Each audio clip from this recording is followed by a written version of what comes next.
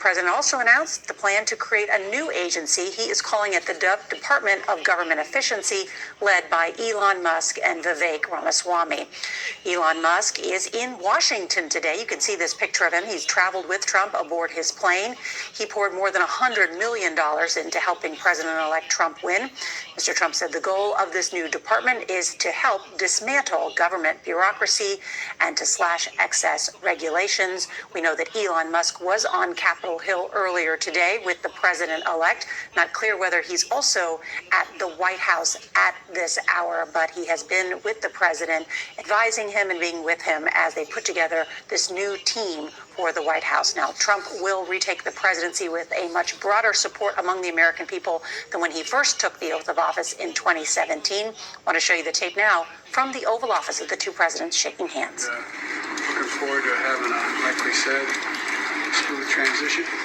Do everything we can to make sure you're accommodated, what you need. And we're going to get a chance to talk about some of that today. So, welcome. Thank you very much. And thank you very much. And politics is tough, and it's in many cases not a very nice world, but it is a nice world today, and I appreciate very much a transition that's so smooth. It'll be as smooth as it can get, and I very much appreciate that, Jim. You're welcome. Thank you all.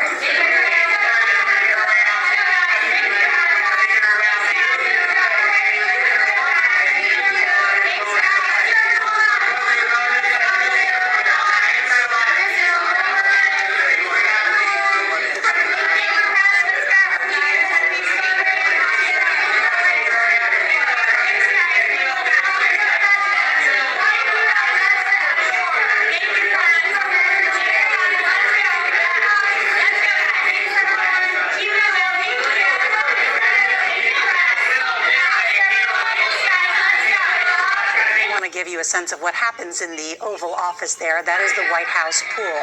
Those are photographers, print reporters, radio, television reporters as part of a small pool that gets invited into the Oval Office to not only take pictures there, but sometimes to shout questions, because sometimes the president or president-elect will respond. In this case, they've decided not to respond, and the press pool is being shuffled out of the Oval Office. Want to go to Chief White House Correspondent Nancy Cordes for more on this meeting at this hour. And Nancy, now, we don't know how long they'll talk, but we have heard from members of President Biden's team about what President Biden would like to talk with the president-elect about, right? Right.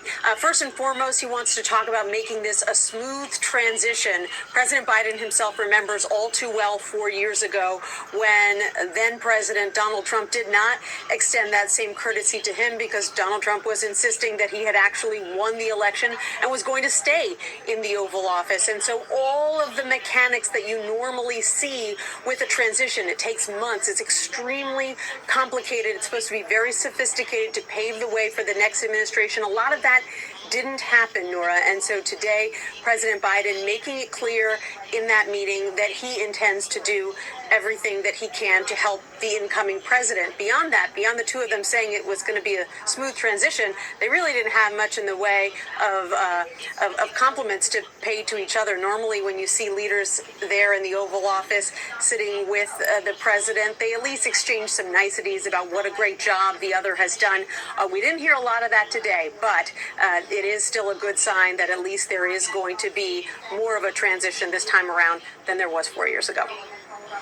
Nancy Cordes, thank you. And as you can see, that fire roaring in the back of the Oval Office, something the President Biden likes to have, a fire in the Oval Office. It's cool in Washington, but it's 50 degrees at this hour. But you can see that roaring fire. I want to bring in Chief Election Campaign Correspondent and Campaign Correspondent Robert Costa. And Robert, we've heard from the President's National Security Advisor, Jake Sullivan, on Face the Nation here on Sunday, saying that he's going to bring up not only domestic issue, but foreign policy issues, including the war in Ukraine. What do you expect to happen today? We don't know just yet. It could be an extended meeting. Nora, I've been talking to people close to President Biden and close to President-elect Trump. And if you look at the video we just saw, they seem to be in relatively good spirits. The president smiling, President-elect Trump shaking the hand of President Biden. Here's what I know, talking to people very close to both of these gentlemen. President Biden is sitting across from someone who did not defeat him. He beat Trump in 2020, and he obviously, as we all know, exited the race in 2024.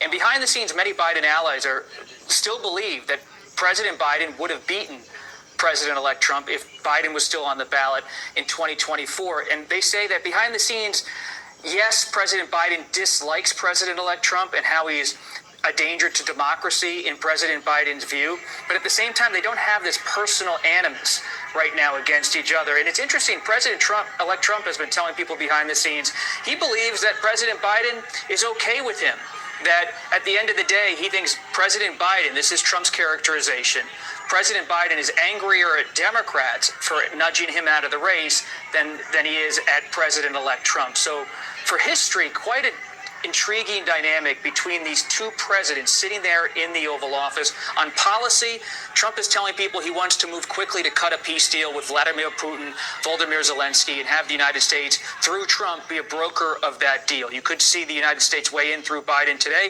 to have President Biden give his 2 cents, but at the end of the day, President-elect Trump saying it's he and he alone who will be the one to cut that deal come 2025, if it can happen.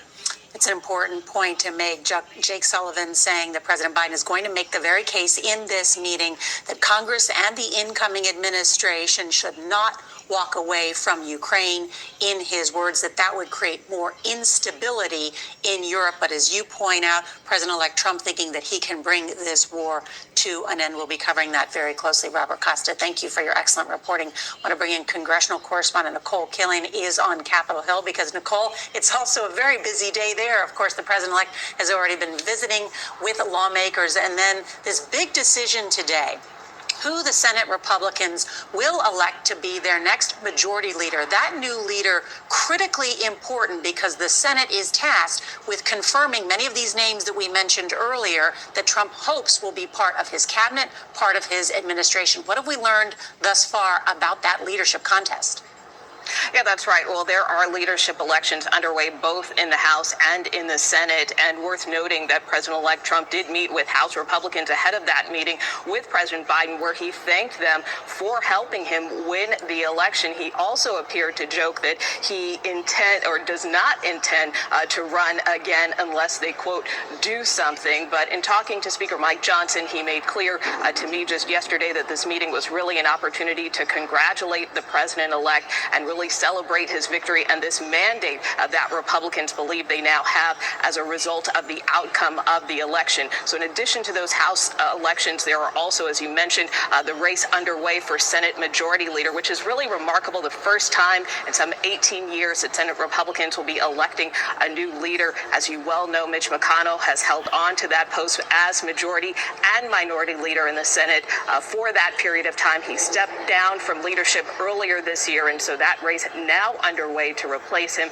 between Senators John Thune, John Cornyn, and Florida Senator Rick Scott. So that election now underway by secret ballot, and the outcome of that will determine who leads Senate Republicans as they take the majority next year. Nora? Nicole Killian on the Hill. Nicole pointing out that some viewed that as a joke when the president-elect said, I suspect I won't be running again unless you do something else.